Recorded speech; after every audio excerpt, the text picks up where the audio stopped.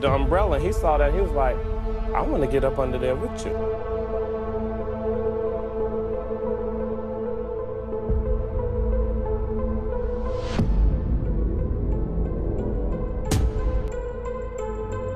I think Fonzworth was his little girlfriend at one time, because you have to see how they was conducting themselves. I don't want to say that about Bentley, because Bentley got kids and shit, and I got respect for that. I was just sitting here thinking, like, that Fonzworth Bentley a real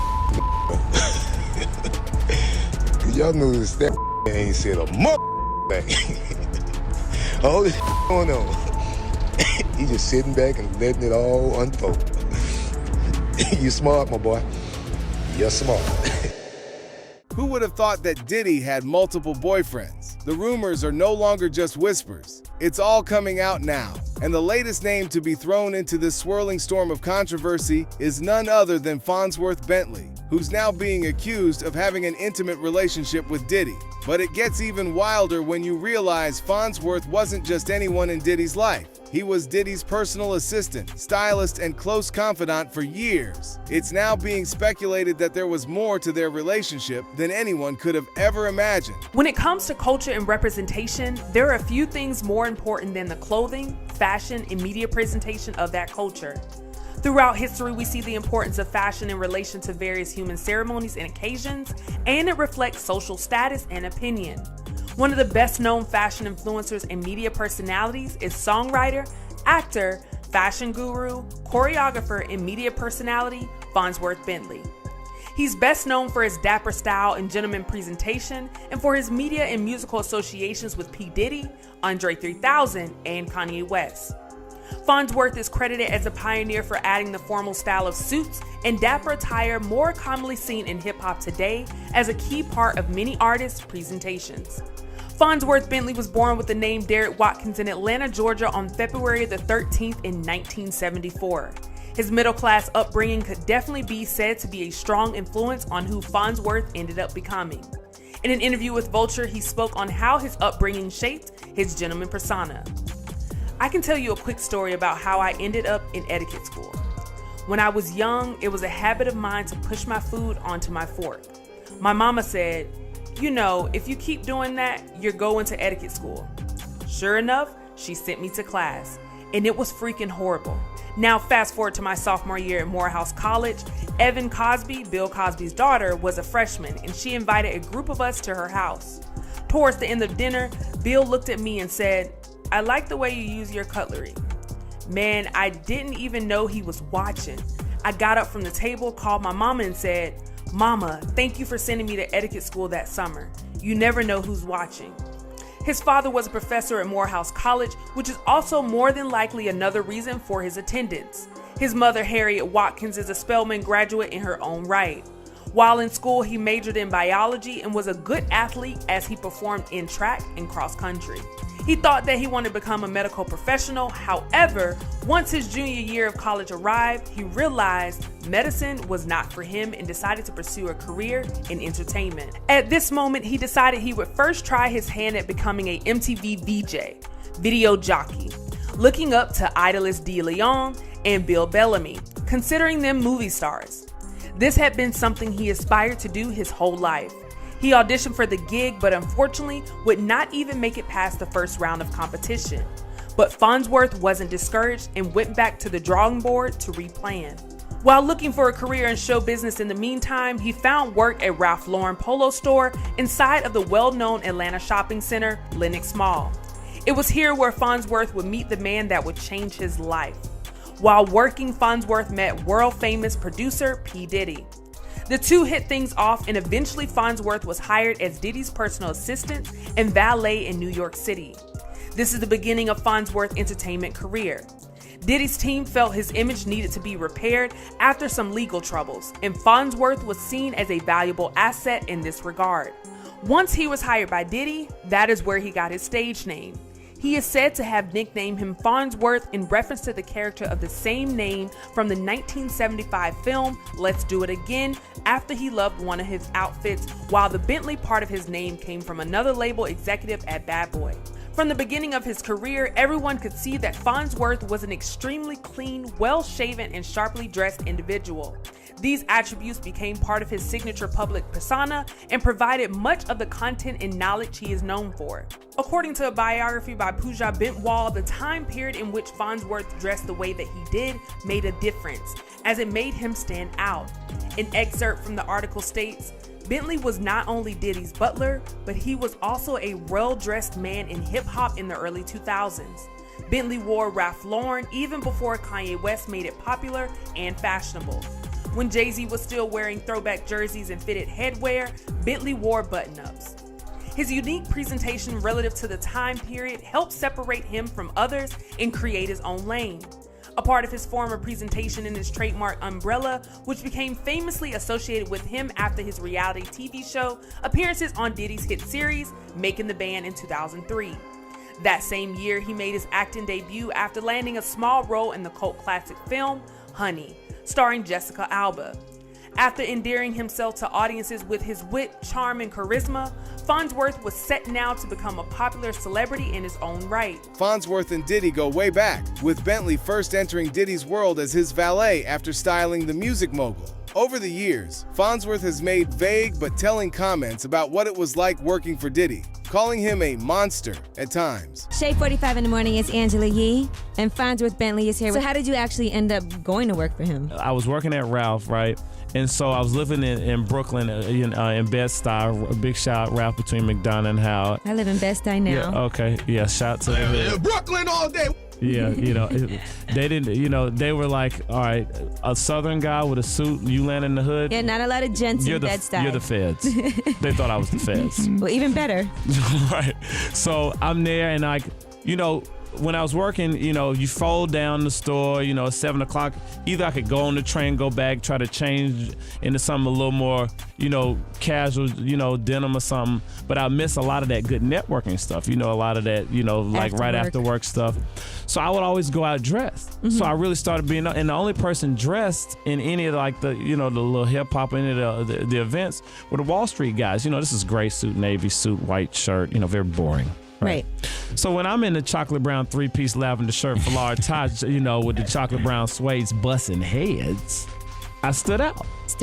And I started to realize, I was like, okay, so New York is kind of weird. You got to act like you the ish before you even done anything. It's all about, people's perceptions of you. It's really weird. And so this was different. This was a different thing coming from Atlanta and just being, just a regular humble guy. So I was like, okay, I get it. And then I started to realize that I know a lot of these guys, but they don't know who I am and they don't know what I do. I could be anything. I'm anybody. A designer or a philosopher. I'm walking around with bow ties. The feds. The feds. Like I'm anything, like you said. So what I would do is I would always go up to folks just in general, and I'd urge all of the folks out there, who aspire to be in different things. When you see people just go up, sometimes it's not always about you saying, "Yo, I need an internship," or "Yo, I want to work." It doesn't work like that. Folks you have to establish a rapport. Mm-hmm. Just be memorable. Say something smart. Say something. You're paying attention to the culture. You're paying attention to what you're into, and I would do that. And I started to realize, so I would literally walk up to Puff, and and I'd be like, you want to do this, but you can't do this, and walk off. Whoa. Talk about my clothes. Because it's like, pause. Swing a dollar too. Because it's kind of like, because it's like celebrities, they're people, they go to the bathroom just like any of us. Right. It's like, I ain't got nothing to lose. He ain't paying my bills. That seems like such a risky thing to do. Yeah, but with what somebody do I have to like lose? him. Yeah, so, and he would always be like, after I say it, I walk off. He was like, who was that? What was that? Who was that? Like, what? Security never tackled you to the ground? Nah, just like, it wasn't a big, it's like tongue in cheek, like whatever. And so it became like almost like an inside joke. Every time I see him, it got to the point where I wouldn't have to say nothing. Say, you're at the party, you looking around, then you see this dude again. That's like, I'm like, how you doing? What's up? No, I'm just pointing like, yeah. That ain't it. Ooh. Like, you know what I'm saying? And so I never forget, I was at it's Blue, is it Blue Ribbon or Blue? Yeah, it was at Blue Ribbon downtown. I was with a friend, a mutual friend of his, this young lady, and this dude who was a shoe designer. And he walks in, and this particular day, I have to admit, like I was dressed like the Black Duke of Windsor. Like I was Murk, M-U-R-K, Murking, right? Like full out, the watch vibe, And so he walked straight to my table. I stood up and it was like a little stare down match on some like, Wow. and I won. And then he just pointed the old girl like, yo, get this dude. It was the 2 ways then. Remember the 2 ways? Anybody with me? 2 ways. Yeah, I had a 2-way. Stay with me. He's like, yo, it was, you get this dude my 2-way number. Well, I didn't call him the next day because I'm busy. Yeah, what a game. Well, I wasn't busy. But you don't know. Don't nobody know. You don't know. You know. So, long story short, I remember, I was like, I waited. Next thing you know, Club New York happened. I'm like, dang, I done waited too late to hit him on the thing, right? That was a bad time. Really bad time. But I would always send him like Bible verses and stuff like that, and he would always reply back, thank you. But he don't know who this is, whatever, But all of us are feeling for him. He was a man on trial for murder. You know what I mean? I would love to hear from Fonzworth Bentley in the middle of all this Diddy. I can only imagine what he saw and experienced himself working so closely with Diddy. If you don't remember Fonzworth or don't know who he is, he was Diddy's former stylist and became known for carrying around an umbrella wherever Diddy went. Allegedly, Diddy hired Fonzworth to clean up his image right before he was in a lot of PR mess, especially around the time where he was dating J-Lo. So getting a stylist, changing his look was part of his rebrand. But Fonzworth definitely got out of Diddy's shadow. He became his own person. He made carrying umbrellas iconic and cool somehow. He even dabbled in the music game himself and even has some songwriting credits. But then he just completely disappeared, and it's been alleged that it's of course connected to Diddy. Diddy allegedly treated this man like a slave, pretty much dehumanized him in any way that you can think possible, and he just wanted to get away from it all. Since leaving Hollywood behind, he did get married in 2010. He's also a father of 2 kids. But now, the rumors are reaching a fever pitch after Freddie P., a former member of Diddy's hip-hop group Da Band, decided to come forward with some explosive claims. In a candid interview with The Art of Dialogue, Freddie P. claimed that Diddy is gay, suggesting that nearly everyone in Diddy's inner circle is part of the LGBTQ community. He explained that being around Diddy meant either you're with it or it doesn't bother you, hinting at a complex dynamic surrounding Diddy's world. Freddie P. went as far as to insinuate that Bentley could have been Diddy's little boyfriend or girlfriend at one time, adding fuel to the already blazing rumors. Oh, but yeah, with Puffy, of course, I think he gay. I think everybody around him gay, and I think you don't get to stay up around him unless you've proven that either you are with the or the don't bother you. There's not a man that I could see Diddy hanging around that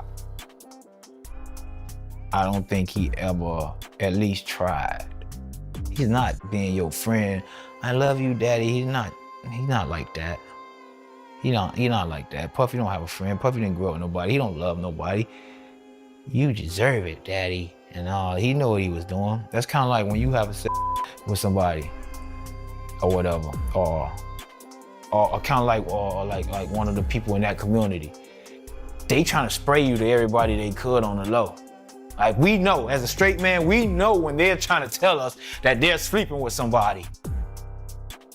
They gonna give you attitude in front of the homeboys, cause they know, I don't give a like, they gonna give you one of them, cause y'all share beds together. They don't care that we know no more. It's choose, they get the same attitudes that women get. So, if you ever been around Puffy to me, and your best friends or brothers are hanging and all this other stuff, and I'm not saying nothing wrong with it. If you are, you are. But yeah, you either took part in some foolery, aided some foolery, enabled bad behavior, or have your own ghost, have your own skeletons that he allowed to, I'll do this while you do that. We all good. We don't give a f. It's our world. Let's all go on a plane and do it. You wanna be with fat? Go ahead. You can have fat. Oh, you like the ain't and why it's dirty. Whatever you do, and he found out you do, he can allow you around him. I gotta have something on you. Like, I gotta play with your little hole or something.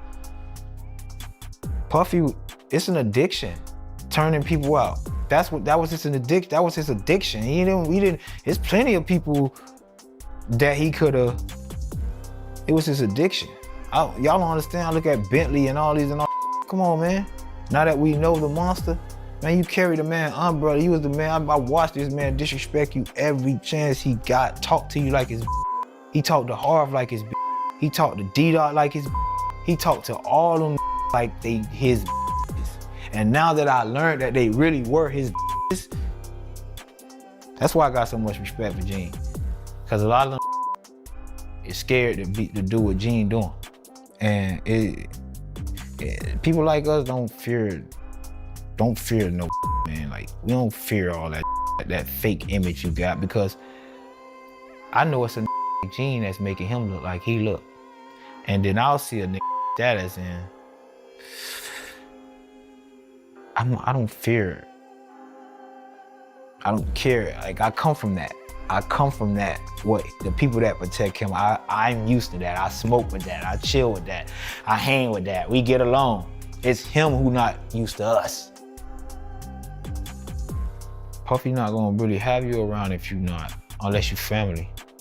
He not gonna have you around if you not with the I think Fonzworth was his little girlfriend at one time, because you have to see how they was conducting themselves.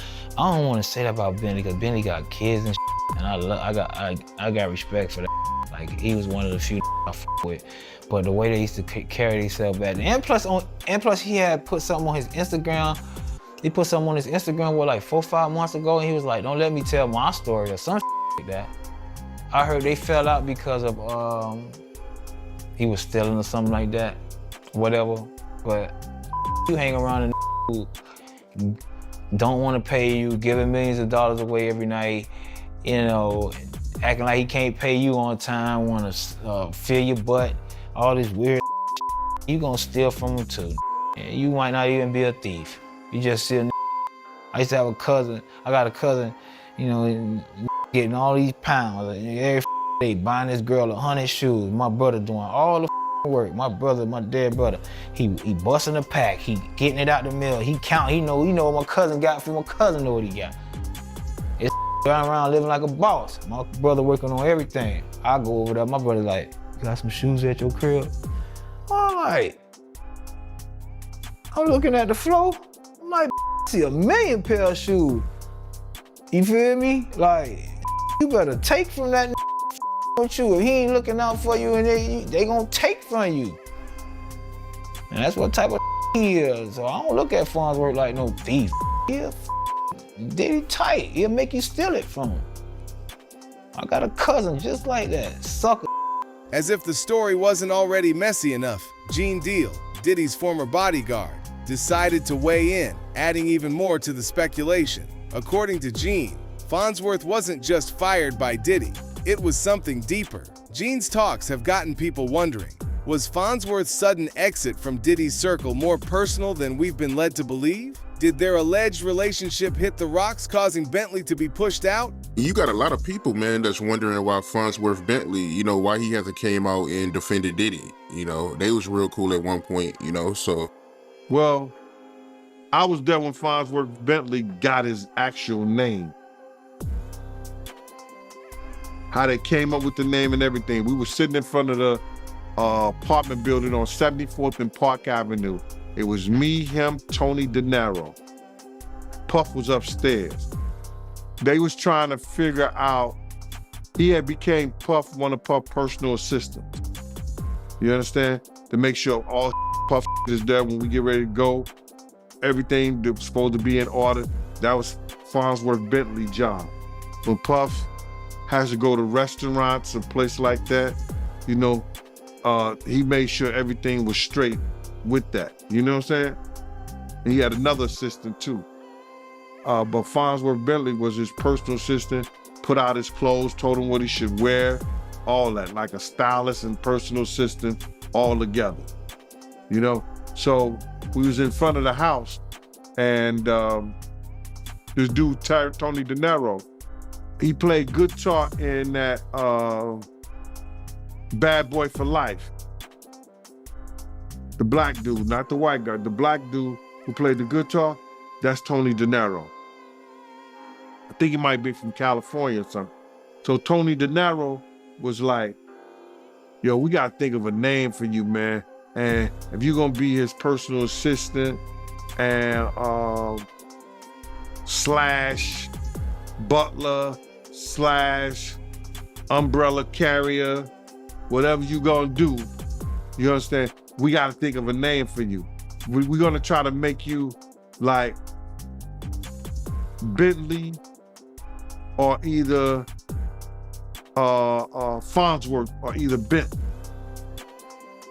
You gotta be, you gotta have that kind of persona. You gotta dress all the time, be neat and the whole 9 yards. And then the dude, Derek, was playing with him like, yeah, I know what you're talking about. I know how to do that. I could be over the top. He was acting like that. You know what I'm saying? I could be over the top. So he was saying that. And the dude, Tony De Niro, said, we gotta figure out a name for you, man. It's gotta be on the level of, those characters. He said, you gotta be like Fonzworth, you gotta be like Bentley. He said, we're just gonna call you Fonzworth Bentley. And he said, I like it. And they start calling him that. His name Fonzworth Bentley. I said, these motherfuckers corny. Like I was like, yo, believe this. But he was always right there, but not like at nighttime when we was at doing things, he wasn't around, bro. He was only there when the cameras was there and like that. I don't know how much he could do. I don't know if he would say anything because he probably signed the ND, a non-disclosure, and he don't want to say anything against Puff anyway because Puff got on him. And I ain't talking about no none of that. The stealing, bro. Yo, bro. He got. I don't want to put that on sticky fingers. That right there, bro. Don't lay nothing down around him. You heard me? Don't lay nothing down around dude right there. Dog, Jennifer Lopez had these boots, they cost $5,000.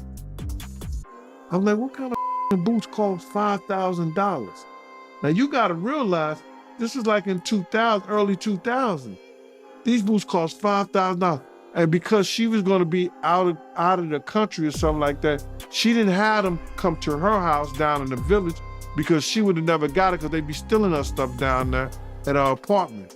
So she had them come to Puff house. She wanted these boots so bad, she was mad. They looked through everything trying to find Jennifer boots. Cause Puff had like Puff, people used to just give him send him from everywhere. So he had this room, this mail room in his house with numbers just that he never even opened. But I don't know how Fonzworth Bentley found that but we went over there to his house and we found a lot of Jennifer and everybody else that belonged to Puff. I guess Puff had too much stuff in the room and he was just keeping them for it. And you seen this with your own eyes? That's crazy, man. My own eyes, bro. We went to his apartment. You don't even seem like that type of dude, yo, but damn. Security else, we went over there, man. They had to do bro. And that's why Puff had stopped messing with him. And then he goes get a show. Puff ain't say nothing. He went and got a show of how to be teaching thugs how to be the gentleman. I hope the first thing he taught them was don't steal. And just when you think it couldn't get any juicier, Jaguar Wright dropped a bomb too. She outright called Fonzworth Diddy's concubine. Jaguar has a reputation for exposing secrets in the industry, and her involvement in this story might as well be the tip of the iceberg. With all of these voices chiming in, Fonzworth Bentley has remained eerily quiet, not addressing the rumors or defending himself. But the silence is only making the situation even more intriguing. Let me ask you this. What do you think Diddy and Fonzworth Bentley's real relationship was? Concubine, master. Ooh. Period. Everybody know Bentley.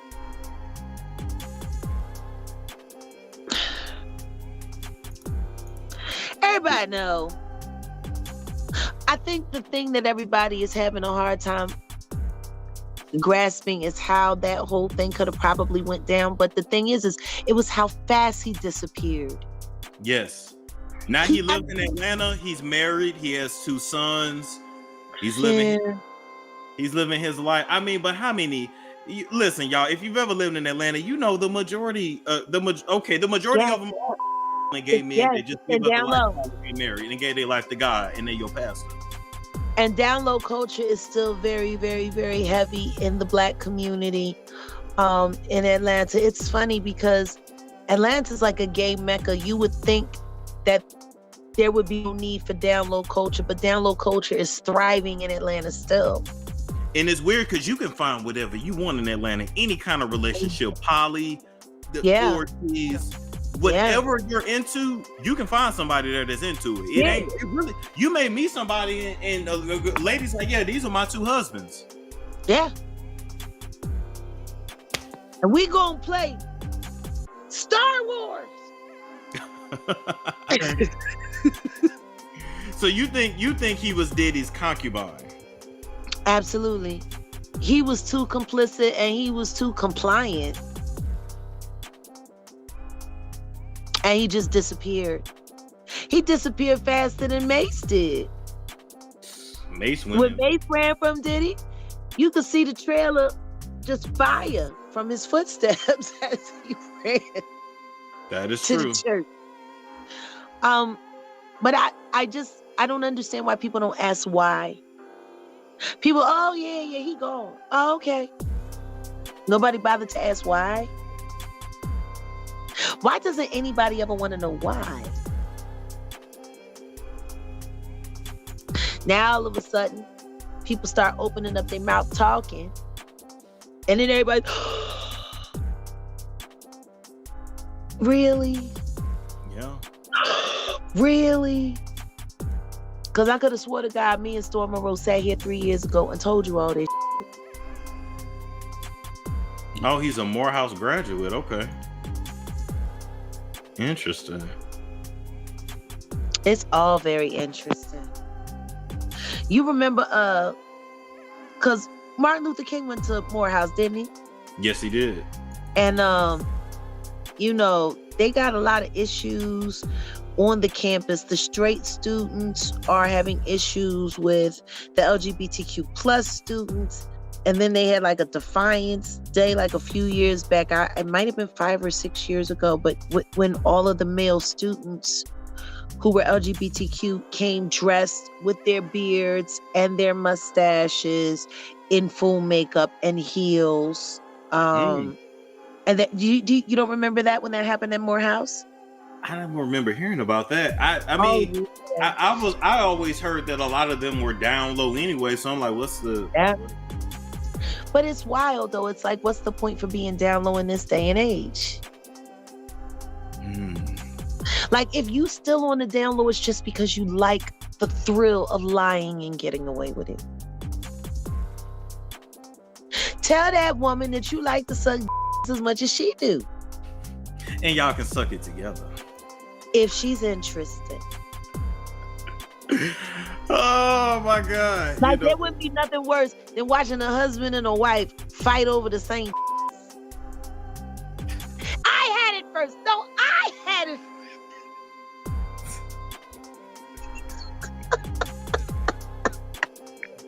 I'm sorry. I have a hard time feeling sorry for these who willingly marry these gay men in these down low sham marriages, and then they want to come out crying, I haven't had 6 years. You know what? My husband is screwing everybody else's husband. Like, you mean? Is it true? I wish I would walk down the aisle to a man who I knew didn't want to have with me and suck better than me. I wish I would. Wow.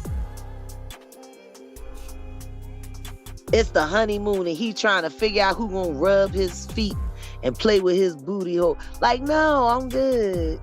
I'm good. So, what do you think? Could Fonzworth Bentley be holding on to even more secrets about Diddy's world? Let us know in the comments below. And if you like this video, hit that subscribe button so that you never miss out on any new videos. Until then, fam, keep it real.